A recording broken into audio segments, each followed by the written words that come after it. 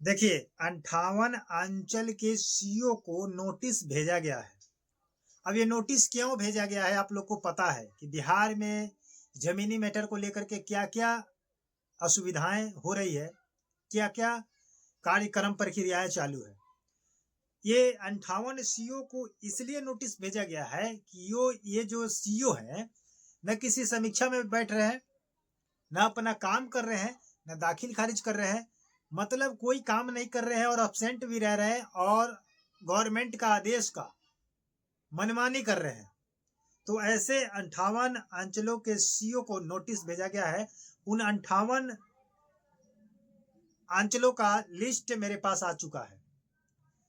कहाँ कहाँ पर अंचलाधिकारी नहीं है और कहाँ पर डीसीएलआर नहीं है और कहाँ कहाँ पर दाखिल खारिज का काम सबसे ज्यादा फंसा हुआ है और उसका काम होने जा रहा है, उसका भी लिस्ट मेरे पास आ चुका है। 3 टर्म में लिस्ट है। इस लिस्ट का नाम मैं आपको बताऊंगा और ध्यान से सुनिएगा कि किस किस जगह पर क्या क्या कमी है और कहाँ पर काम होने का प्रयास अब किया जाएगा। वहां पर फटकार लगाई गई है, आदेश जारी किया गया है कि देखिए जो 90 दिनों का जो दाखिल खारिज का समय बनाया गया है, ये सीईओ ने बना दिया था, लेकिन इसको अगर राज्य स्तरीय समय देखा जाए तो इसको 44 दिन का समय दिया जाता है।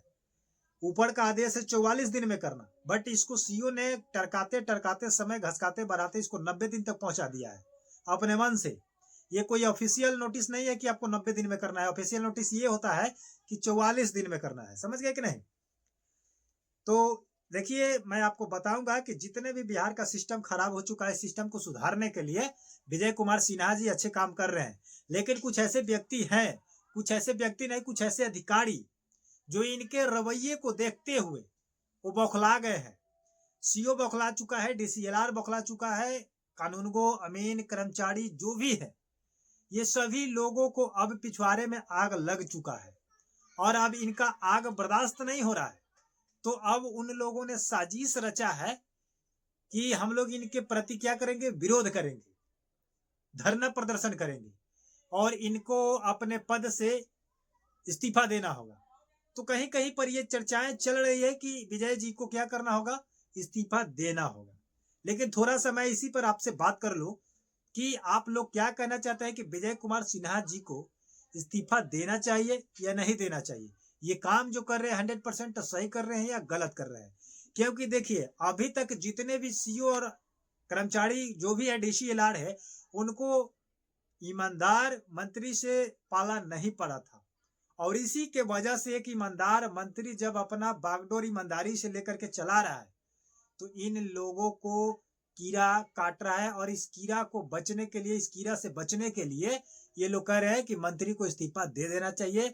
ये गलत कर रहे हैं, गलत काम कर रहे हैं, बेइज्जती कर दे रहे हैं, किसी सभा में किसी भी अधिकारी को, किसी भी सीईओ को डांट दे रहे हैं, भाषण सुना दे रहे हैं, फटकार लगा दे रहे हैं, बेइज्जत कर दे रहे हैं, सस्पेंड कर दे रहे हैं, है कि नहीं?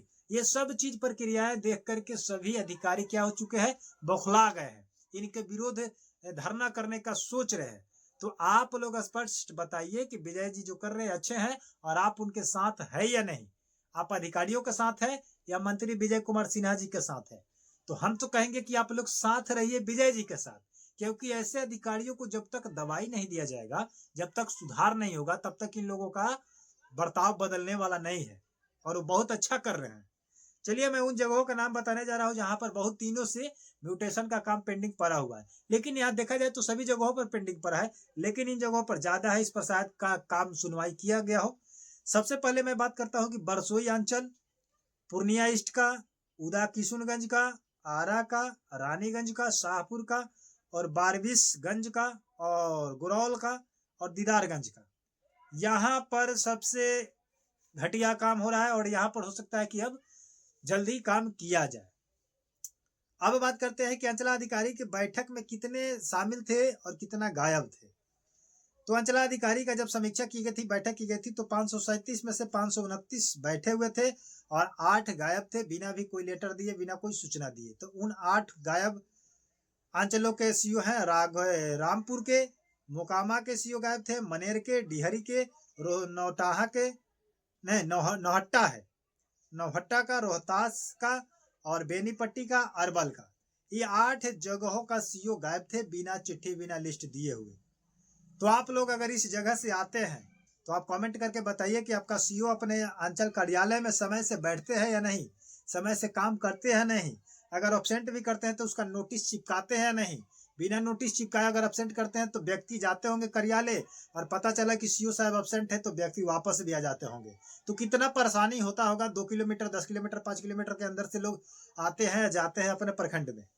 अब बात करते हैं कि डीसीएलआर कहाँ कहाँ के गायब रह रहे हैं। रोहतास का डीसीएलआर गायब रहता है बिना चिट्ठी दिए हुए। गया का, शिवहर का, बनमक्खी का, जयनगर का, महनार का, विक्रमगंज का, डिहरी ऑन सोन का, रजौली का, मझौली का और बखरी का, इन सभी जगहों का डीसीएलआर गायब है। 8 जगहों पर अंचलाधिकारी गायब है। अब और इन जगहों पर दाखिल खारिज पेंडिंग पर हुआ है बहुत दिनों से। वहां पर कोई सीईओ का मतलब कोई डिमांड ही नहीं है, कोई काम का डिसिप्लिन ही नहीं है, रवैया ही नहीं है। तो वैसे ऐसे कुल मिलाकर जोड़ करके 58 अंचलों के सीईओ के पास नोटिस भेजा गया है। अब इन 58 सीईओ अगर अपना काम सही से नहीं करते हैं, इस नोटिस का आज्ञा का पालन नहीं करते हैं, तो उन पर बहुत बड़ा कार्रवाई किया जाएगा। और अगर वो कार्रवाई के विरुद्ध अगर जाते हैं तो हो सकता है कि उनको अपनी नौकरी से हाथ धोना पड़ेगा, क्योंकि ऐसा कड़क मंत्री आ चुका है कि अब किसी को सुनने वाला नहीं है, किसी को बकसने वाला नहीं है। ये बहुत बड़ा धांधली हो रहा है और इस धांधली को रोकने के लिए एक ईमानदार मंत्री का जरूरी था। जो ईमानदार मंत्री विजय कुमार सिन्हा जी आ चुके हैं, तो मैं उनको सैल्यूट करता हूं कि ऐसे ही अपना काम और अपने रास्ता को अपनाए रखे और सभी लोगों को काम करवाते रहे। समझे कि नहीं? तो मिलते हैं नए वीडियो के साथ, नए अपडेट के साथ। तब तक के लिए जय हिंद, जय भारत, धन्यवाद।